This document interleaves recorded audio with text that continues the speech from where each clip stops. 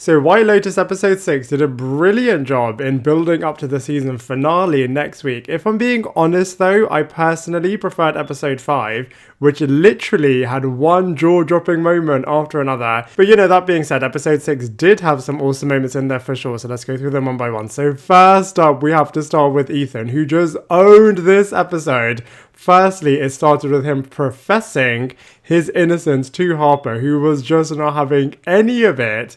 And I thought it started off really interestingly, actually, between the two of them, as it seemed as if she was going from having a feeling of mixture of shock and betrayal over what he potentially did with Lucia and Mia as far as her mind is concerned, to now being like, maybe I'm not attracted to you anymore, and just really questioning their relationship on a deeper level. But then this then transforms into Ethan's paranoia, which, by the way, I feel like is fully realistic and fully understandable as well, in terms of him being so paranoid over Harper and Cameron potentially getting together.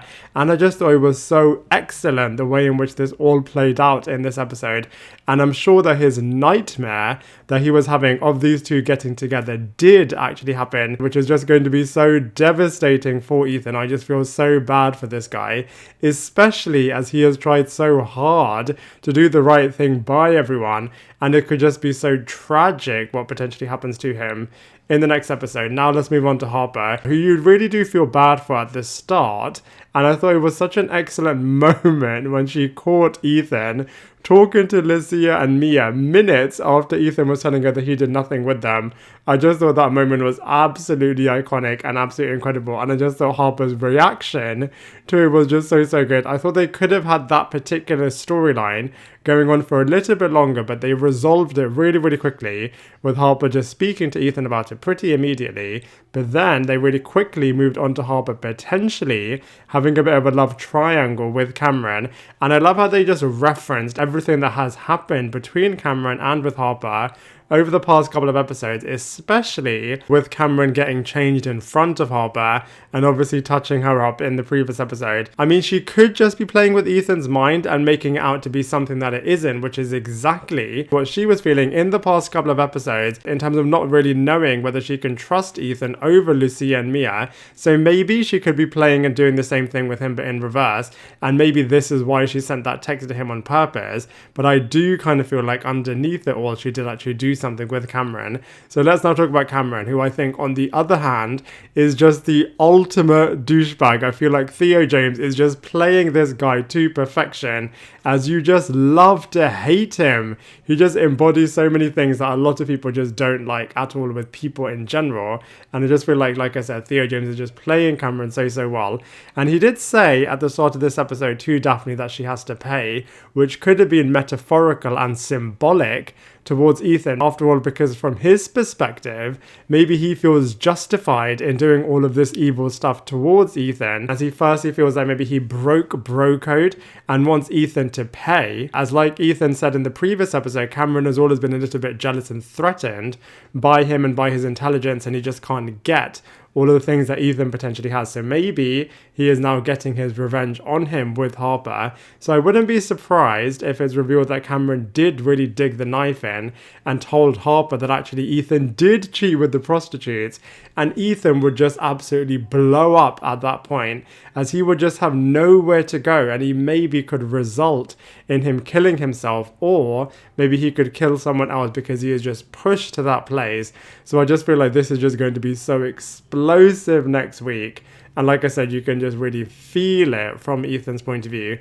Daphne wasn't used that much in this episode, but I'm sure she'll play a major role in the next episode when we find out who that dead body belongs to. Talking about game players, I feel like Lucia still staged everything, like I said in my previous episode review, in terms of the whole confrontation in the car with this alleged guy that's causing a lot of trouble for her, as she just very conveniently went with him and just kind of created a bit of a situation, and is always just drip feeding to Aubrey that she just needs a lot of money. So maybe this is a way in which she's going to get a lot of money out of Dominic and Aubrey. So I really do feel like this character and Cameron are both playing with fire.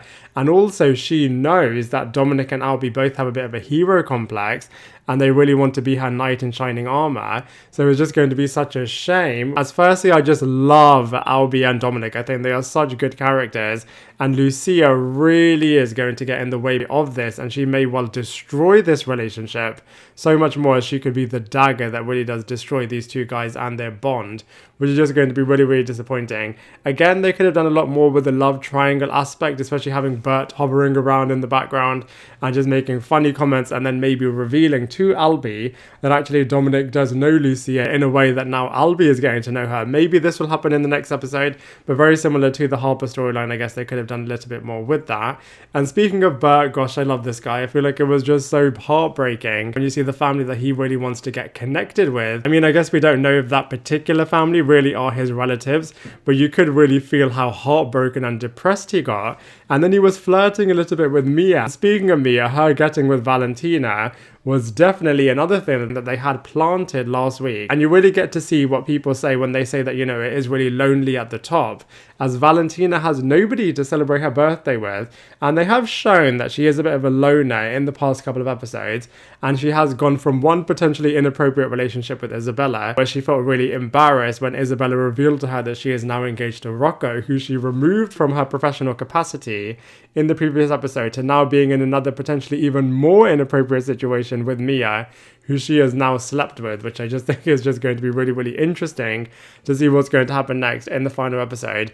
Then we have Portia and Jack, who again didn't do too much. Jack was clearly keeping Portia away so that his so-called uncle can create a really chilling situation with Tanya, who it seemed like was going to be sacrificed maybe in some kind of way with all of these rich people. I just feel so bad for Jennifer Coolidge, as she is just capable of so much more, and I just hope that they give her an absolutely outstanding season finale next week, where she is just going to run away triumphant with her life, as she just totally deserves it. But you know, that being said, you are constantly worried for her life in this episode, while Quentin is just getting ready to do something really, really sinister with her. And Jack kind of gave a bit of a chilling reveal to Portia that, you know, maybe Quentin isn't as rich and successful as he makes it out to be. So this could be a really interesting reveal as well in the next episode. So, you know, like I said, episode 6 was really, really good, but I was expecting a little bit more from it, especially after episode 5 was just absolutely outstanding.